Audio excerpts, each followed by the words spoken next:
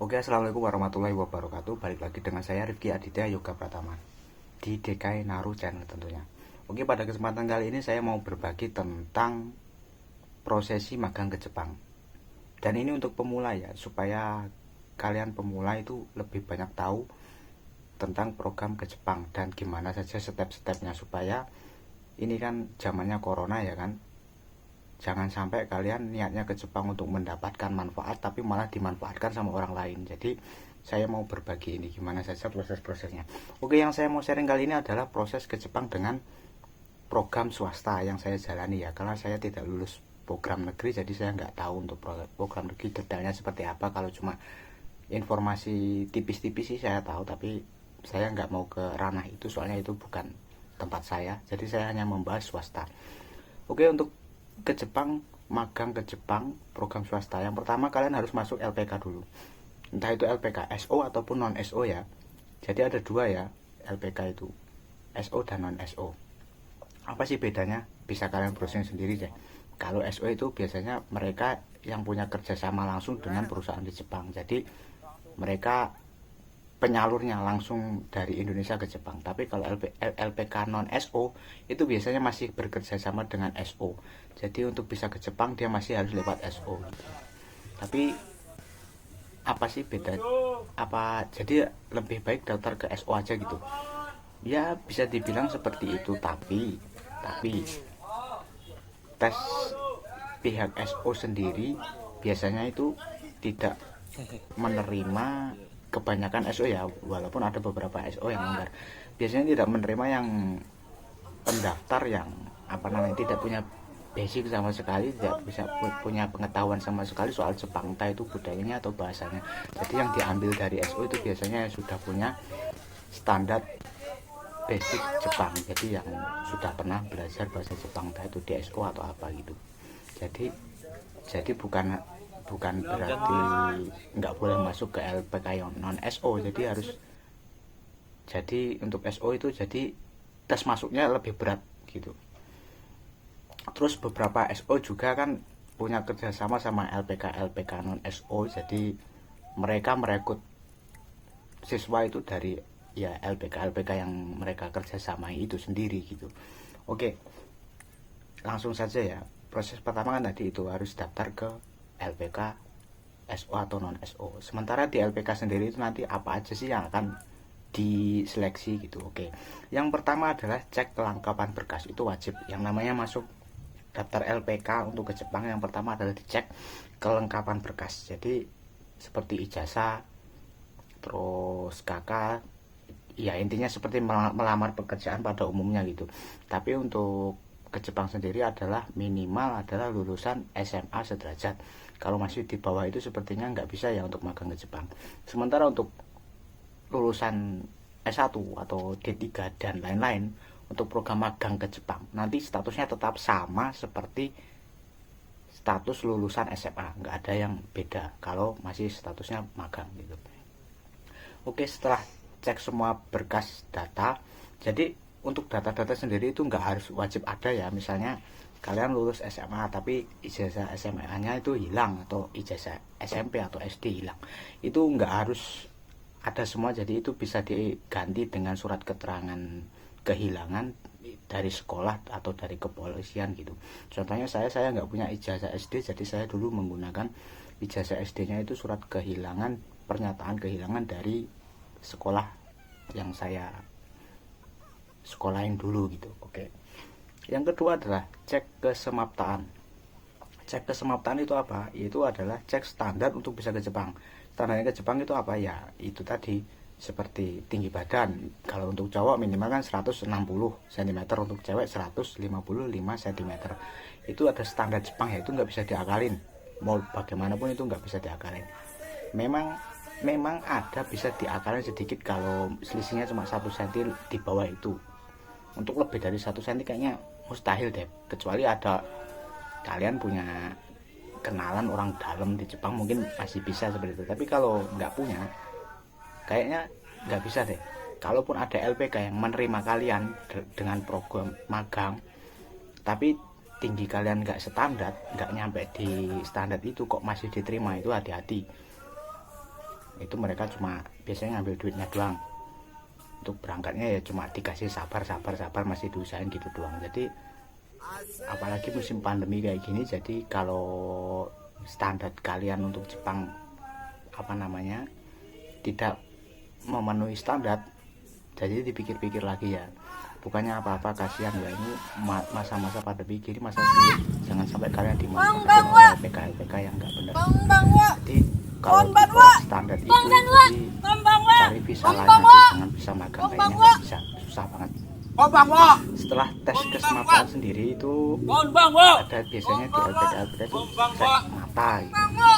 Ya, standar lah, cek mata, lihat gambar, terus ada bentuk-bentuk C itu, terus ya dicek kiri kanan gitu doang. Terus buta huruf, kok buta warna, tes buta warna, terus dan lain-lain itu standar lah. Intinya formalitas aja itu, selama berkas dan kesempatan tadi kalian lolos dan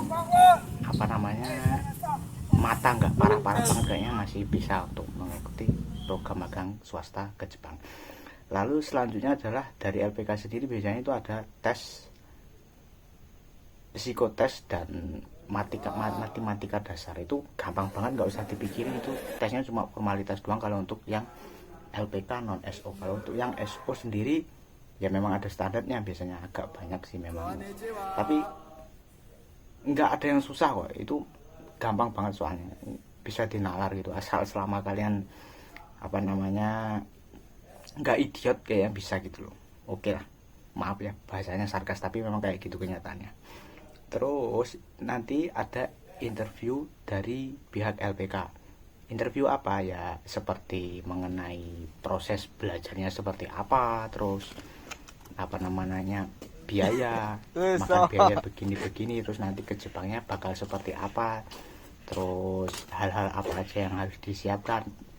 Pokoknya interviewnya adalah mengenai kira-kira kalian sanggup nggak mengikuti proses magang ke Jepang, kesanggupan kalian. Begitu juga dengan peraturan yang LPK.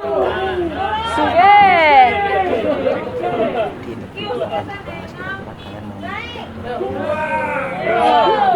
apa gitu. Intinya kalau mau ke Jepang, kalau masuk LPK itu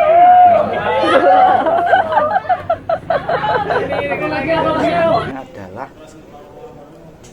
setelah mengikuti proses itu semua, terus dinyatakan lulus atau bisa diterima. Walaupun kebanyakan kalau LPK non SO itu pasti keterimanya, kalian masuk itu pasti keterima selama kalian lolos semua tahap itu dan nggak punya penyakit dalam. Jadi kalau Pak kan pengecekan berkas-berkas nanti kan ada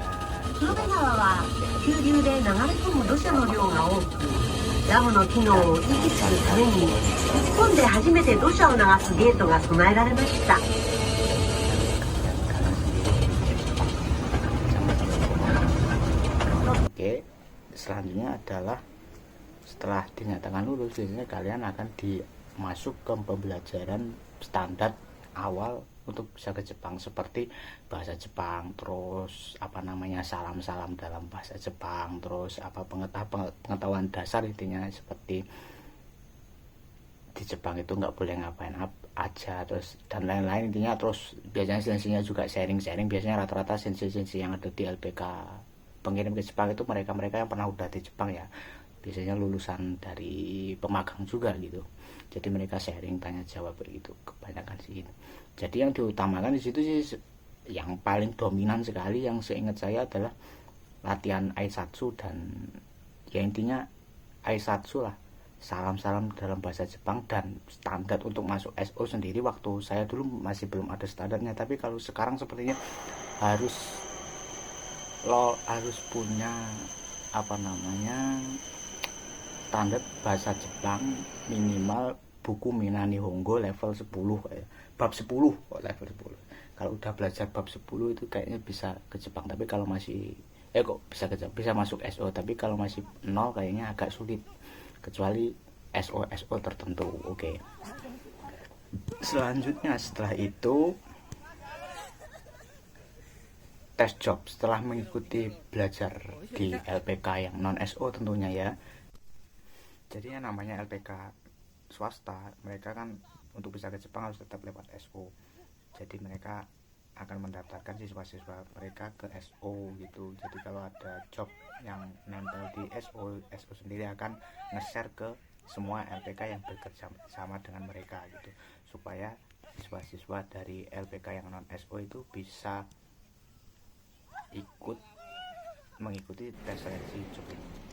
Terus berarti apa namanya, yang dari LPK ini nggak susah lolosnya dong masuk SO gitu, karena SO juga punya siswa, jadi nggak kayak gitu. Jadi yang namanya swasta kan ada unsur bisnis di dalamnya situ. Jadi SO sendiri mereka masih butuh cuan gitu. Jadi setiap job yang turun dan dibagikan ke LPK itu kan proses seleksinya itu biasanya ada uang administrasinya, entah itu 100.000 atau 200.000, walaupun ada beberapa job yang gratis memang ya, tapi ya kebanyakan sih tetap bayar. Yang namanya ada job pasti bayar 100 untuk administrasi untuk bisa mengikuti job itu. Jadi ya seperti itulah yang namanya dunia swasta, ya tetap ujung-ujungnya ya fulus gitu loh. Jadi apa sih yang mau saya sampaikan, pusing ya intinya. Tapi yo belang-belang ini tapi luwih apik ning kene. Biasanya kebanyakan masih ada uang administrasinya atas 100.000 atau 200.000, sementara siswa yang dari SO sendiri itu biasanya gratis. Tapi untuk LPK yang non SO biasanya masih bayar seperti itu. Jadi kalau mau coba menghemat biaya langsung masuk SO aja, cuma ya tesnya agak susah gitu.